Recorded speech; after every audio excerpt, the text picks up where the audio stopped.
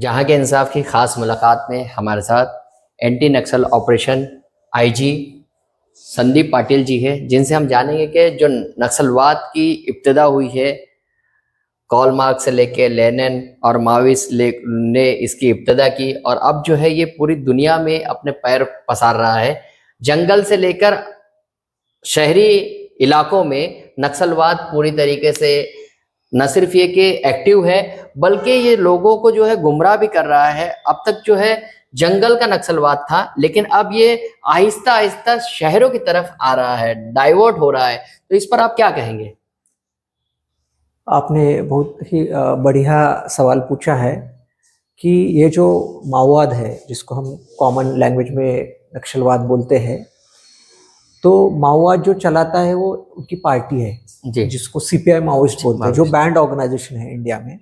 तो वो सबसे बड़ा टेररिस्ट ऑर्गेनाइजेशन भी है वो। जी, हाँ, अभी तक उन्होंने लास्ट 35 ईयर्स में 10,000 लोगों का कत्ल किया है। उसमें 6,000 कॉमन सिविलियन है और 4,000 अपने सुरक्षा कर्मी है। जी। तो इतना बड़ा टेररिस्ट ऑर्गेनाइजेशन है, यानी ये तो अलकायदा, जैश मोहम्मद, लश्कर तैयबा से भी ज्यादा खतरनाक है। एग्जैक्टली। जी, तो लेकिन लोगों को ये पता नहीं है कैसे काम करता है, उनके तौर तरीके क्या है, उनके ऑपरेशन की स्ट्रैटेजी कैसे है।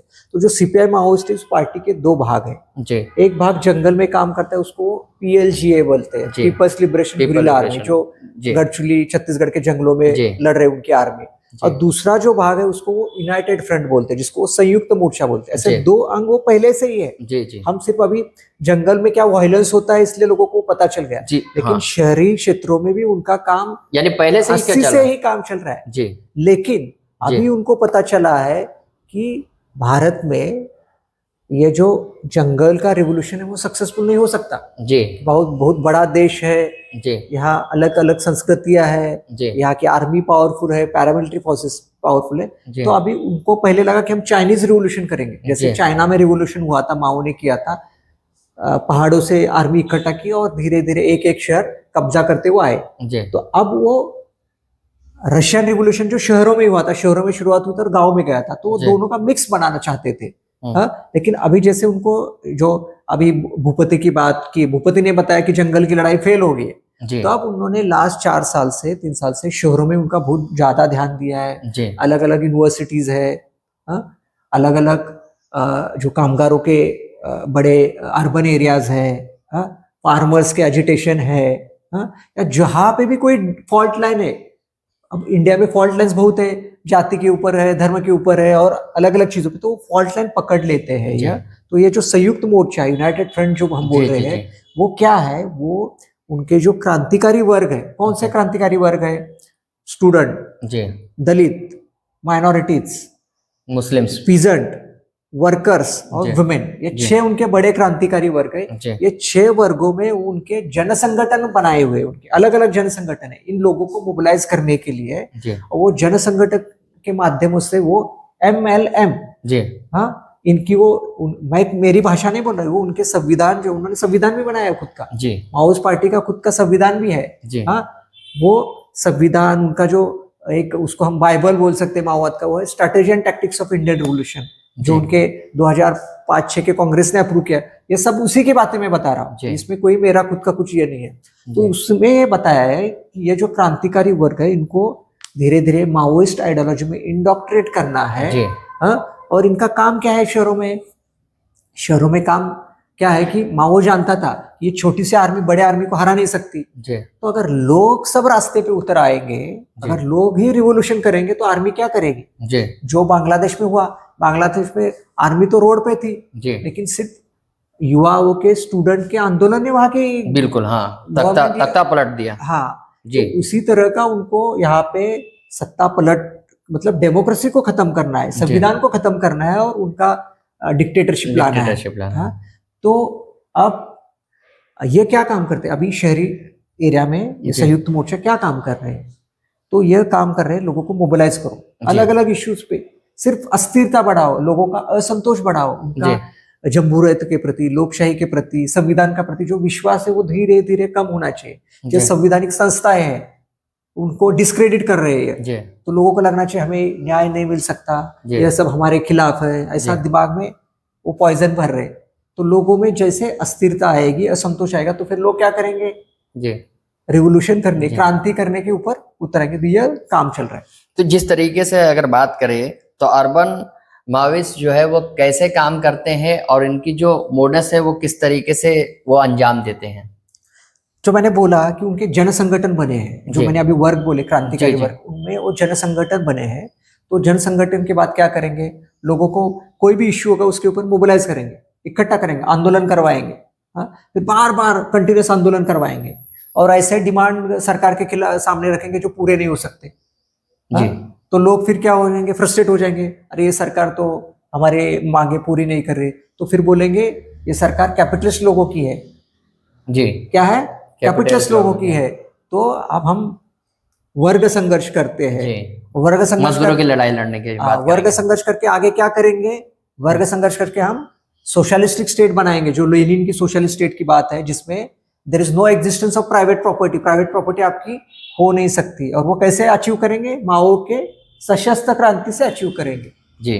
तो धीरे धीरे वो लोगों को अरोज करेंगे, असंतोष पैदा करेंगे और उनको बोलेंगे कि इस सिस्टम में आपको न्याय नहीं मिलेगा, आपको आर्म रिबिलियन करना है, सशस्त्र क्रांति करनी है, तभी जी। आप ये सब अचीव कर सकते हैं।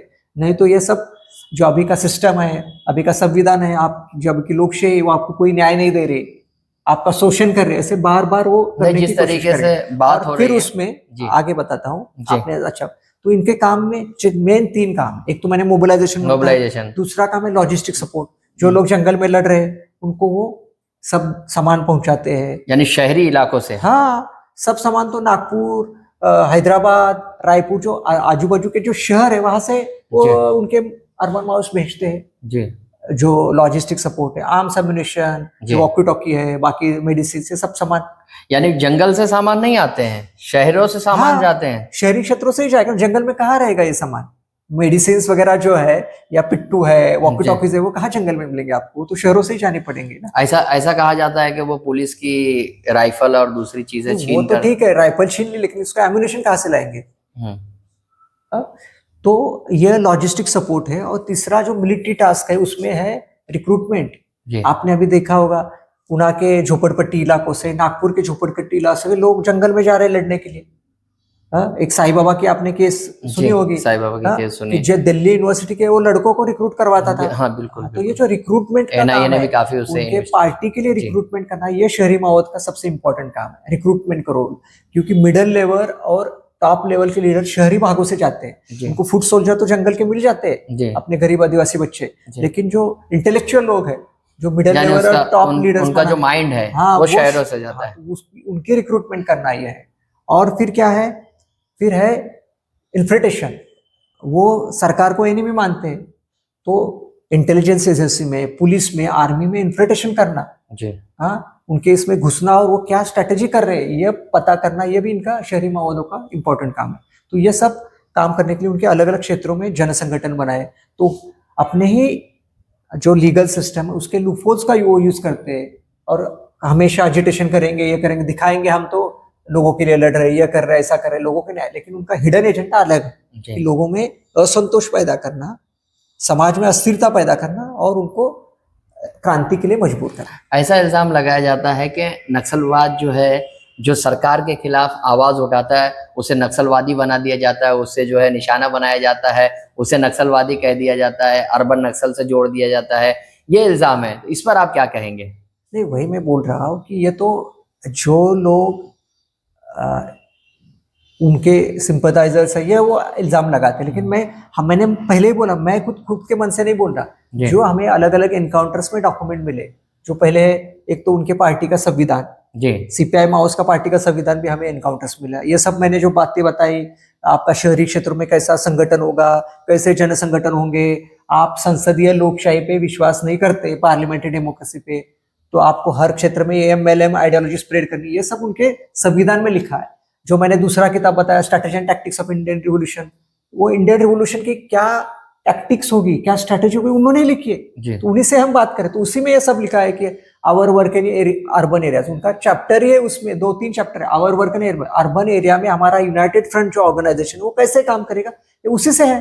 तो उन्हीं के डॉक्यूमेंट से, उन्हीं के इससे यह सब लिखा हुआ है, उन्हीं की कंसेप्ट है। हमने कोई नई कंसेप्ट नहीं बनाई, जो रिकॉर्ड पे अलग अलग अपने एनकाउंटर्स में।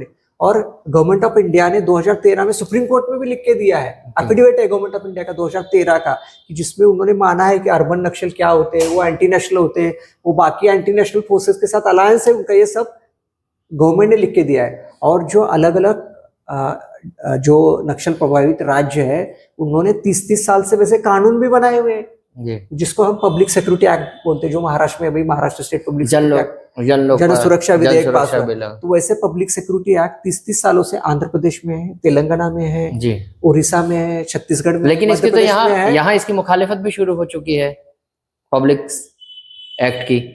नहीं, अभी एक्ट अभी इम्प्लीमेंट होना बाकी है, नहीं, लेकिन अभी से जो हरारत भर रही है, जिस तरीके से मुंबई है, महाराष्ट्र है, उसमें सब में ज्यादा मुखालिफत हो रही है ये एक्ट की। नहीं, वही मैं बोल रहा हूँ कि ये एक्ट हमने कोई नई बनाई नहीं, ये तो महाराष्ट्र के लिए जरूरी थे, जहाँ पे सबसे ज्यादा अर्बन संगठन है उस राज्य में एक्ट नहीं था, लेकिन बाकी सभी क्षेत्रों में था। तो सेंट्रल गवर्नमेंट का इंस्ट्रक्शंस था कि बाकी सभी नक्सल प्रभावित क्षेत्रों में ये एक्ट है, तो आपके यहाँ भी ये एक्ट बनाए, तो उसी तरह हमने एक्ट इन लोगों का ये इल्जाम है। नहीं, वही तो मैं बता रहा हूँ कि तेलंगाना और आंध्र प्रदेश में लास्ट 20-20 साल से 15-15 संगठन बैन हो रहे हैं, तो वहां आप कोई बात नहीं कर रहे जी।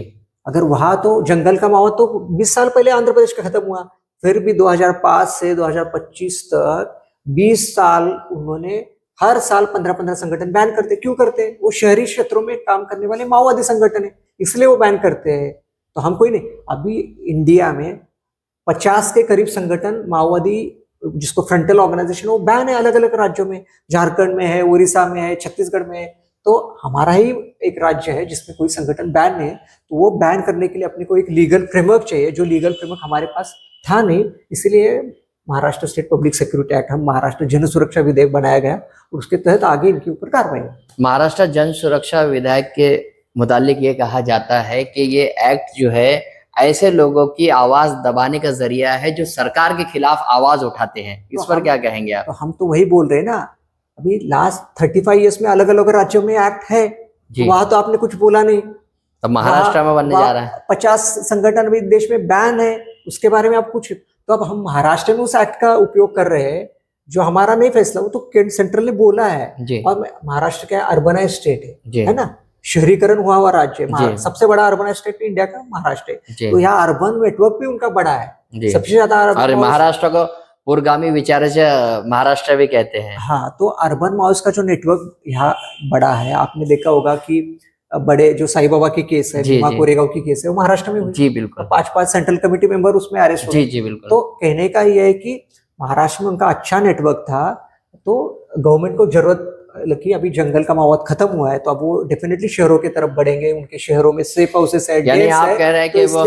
उनको कार्रवाई करने के लिए लीगल एक्शन, उनको काटने के लिए, यानी पूरी तरीके से लीगल एक्शन करने के लिए यह है, क्योंकि जड़ तो शहरों में है, माइंड तो शहरों में है, शहरों से ही है वो। मैं आपको एक एग्जांपल देता हूँ, आपने नाम सुना होगा मिनिल तेंतुम्बडे का। जी। मिनिल तेंतुम्बडे जो महाराष्ट्र स्टेट कमेटी का इंचार्ज था, वो सेंट्रल कमेटी मेंबर था जी। वो माओवाद के में कैसे गया, वो इतना इंटरेस्टिंग है, आप शहरी माओवाद समझ पाएगा।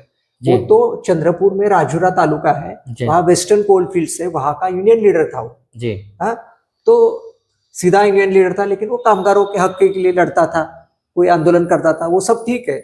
लेकिन 90 के दशक में आपके मुंबई के कुछ शहरी माओवादी लीडर, मैं भी नाम नहीं लूंगा, वो लीडर आए उस समय, चंद्रपुर आए, नागपुर आए, बल्लारशाह आए, और वहां पे उन्होंने इंडोक्ट्रिनेशन किया।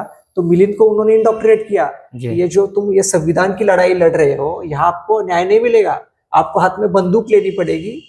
और ऐसे इंडोक्ट्रिनेट करके मिलिंद 1998 में अंडरग्राउंड हो गया और जंगल चला गया, और वो बढ़ते बढ़ते फिर सेंट्रल कमेटी मेंबर हो गया। हाँ, लेकिन फिर 2021 में गढ़चिली पुलिस ने उसको मर्दिन टोला एनकाउंटर में उसको मारा गया। तो वो संविधान का रास्ता छोड़ के कैसे चला गया? ये शहरी माओवादी लोगों ने उसको राजौरा से जंगल में भेजा। तो शहरी माओवाद का क्या काम करते हैं? सबसे बड़ा माओवादी लीडर किसने बनाया महाराष्ट्र का? शहरी माओवादी ने बनाया।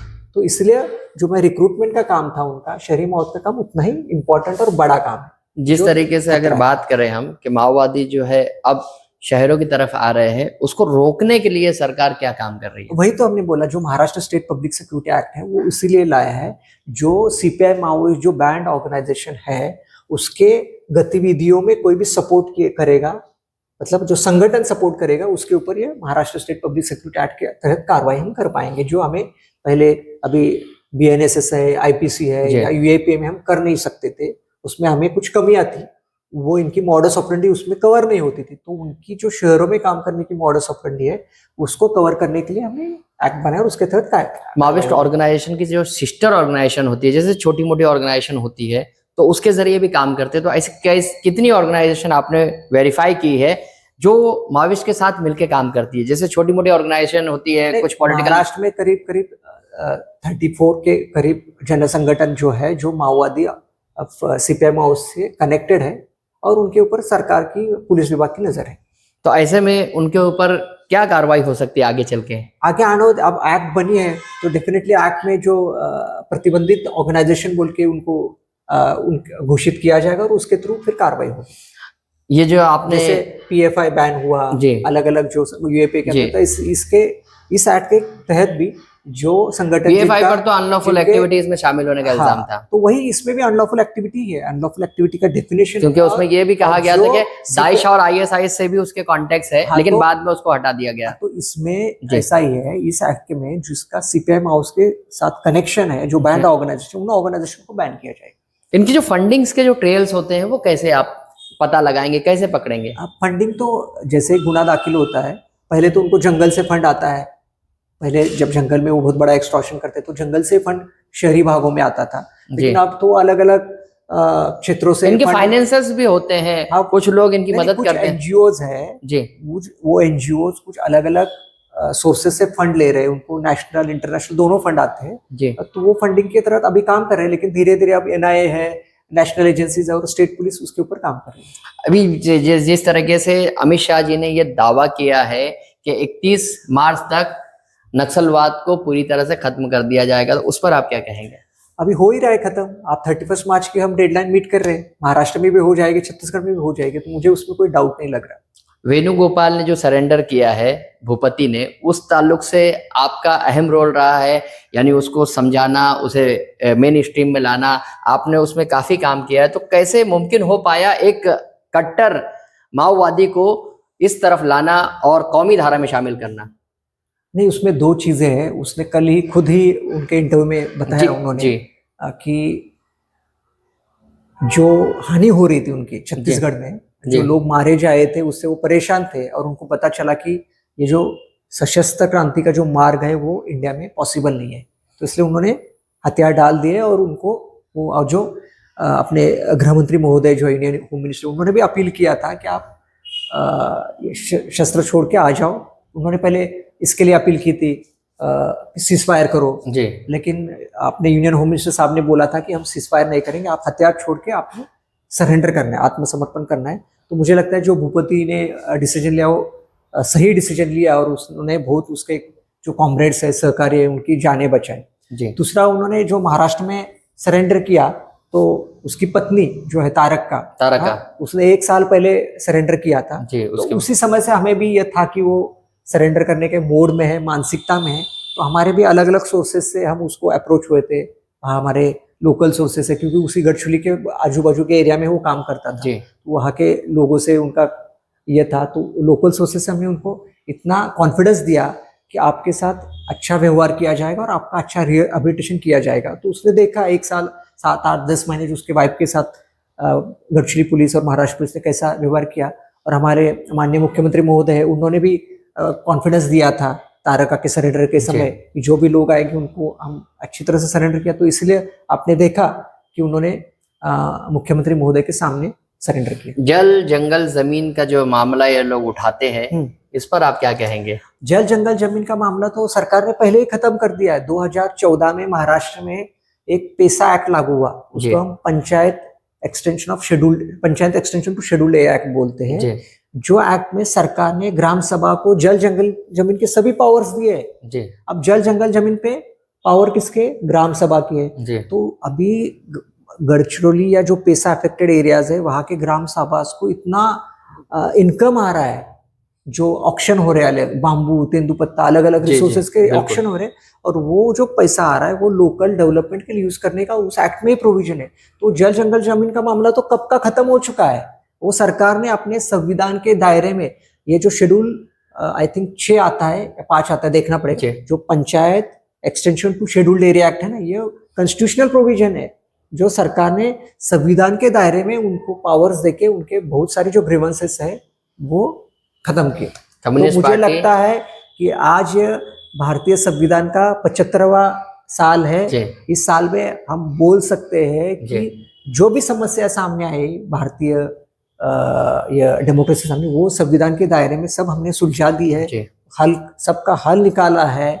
और मुझे लगता है इस 75th ईयर में संविधान के मैं ये कहना चाहता हूँ, बाबा साहब ने भारत में सबसे बड़ी क्रांति पेन के थ्रू की है, जी कलम के थ्रू की जी है, संविधान बना के। जी तो मुझे लगता है भारत को किसी माओ की जरूरत नहीं है। नहीं, जिस तरीके जय से हिंद। बात करते हैं हाँ। कि ये जो क्रांति की बात कर रहे हैं आप, तो क्रांति और जो जमीन है, इनकी जमीन साहूकार के पास पहले हुआ करती थी, अब सरकारें जो है जमीन इनकी हड़प रही है, इस तरह के गुमराहकुन प्रोपेगेंडे चलाए जाते हैं, उस पर क्या कहेंगे तो आप? वही तो मैं बोला ना, प्रोपेगेंडा चला रहे हैं, लेकिन हमारे पास हमारे जो डेमोक्रेटिक सिस्टम में अलग अलग किसी का भी ग्रीवेंस है वो एड्रेस के लिए अलग अलग मैकेनिज्म्स है, अलग अलग ट्रिब्यूनल्स है, कोर्ट्स है, आपके मतलब आपके जो लोक प्रतिनिधि है, जी अगर आपके ऊपर कोई अन्याय हुआ है तो अन्याय एड्रेस करने के लिए आपको अलग अलग मैकेनिज्म्स है, उसके लिए शस्त्र हाथ में लेने का कोई जरूरत ही नहीं ना। जी आप देखो भारत जैसे देश में, मैंने बोला ना कि छोटे छोटे लोग भारत के राष्ट्रपति बने हैं, मतलब छोटे छोटे मतलब पुअर बैकग्राउंड से आके जी ऐसे, तो संविधान में इतनी ताकत है कि वो किसी को भी रास्ते पे बैठा हुआ इंसान भी जो है वो सबसे ऊंची पोस्ट पे बैठ तो सकते हैं। संविधान में इतनी ताकत है, जी अगर आपके हक के लिए आप लड़ रहे हैं, आप इलेक्शंस लड़िए और आप सत्ता में आइए। तो यानी बुलेट से नहीं, बैलेट से हाँ, लड़िए, बैलेट से आपका ये लड़िए। कहना है। आपके पास कोर्ट है, आप कोर्ट में जाइए, आपके हक मांगिए, अलग अलग ट्रिब्यूनल है, जो भी अगर कुछ जमीन छीननी जाती नहीं, हर चीज अपने डेमोक्रेसी में लीगल प्रक्रिया होती है, कोई तो लॉ होता है, वो लॉ के तरीके से उसका प्रक्रिया फॉलो होता है। अगर कोई आगे पीछे हुआ तो उसके भी एड्रेस करने के लिए मैकेनिज्म्स है हमारे पास। तो मुझे लगता नहीं ये तो प्रोपेगेंडा है, जी और हमें उल्टा ये प्रोपेगेंडा करना चाहिए कि जो दुनिया बोलती थी भारत में ये संविधान यशस्वी नहीं होगा क्योंकि जी इतने मजहब है, इतने संस्कृतियां है, जी इतनी भाषा है, लेकिन लास्ट 75 साल में हमने दिखा दिया है पूरे विश्व को कि भारत का संविधान बेस्ट संविधान है, और बाबा साहब का संविधान ही हमारे भारत के सभी समस्या को हल है। Thank you. ये थे संदीप जी जो बता रहे थे कि किस तरीके से जो है माओवादी अपना काम करते हैं, और इनमें जो है ऐसे भी लोग होते हैं जो नौजवानों को वर्गलाकर जंगल की जानिब ले जाते हैं। कई ऐसे केसेस भी उन्होंने बताए हैं, मिसालें दी हैं। तो ऐसे में नौजवानों को होशियार रहने की जरूरत है, अलर्ट रहने की जरूरत है। ऐसे में कई तंजीमों को भी वेरीफाई किया है जो माओवादियों के लिए काम करती है, इस पर भी सरकार की एजेंसियों की नजर है। जल्द ही इस पर भी पाबंदी आयद की जा सकती है। जहां के इंसाफ की खास रिपोर्ट।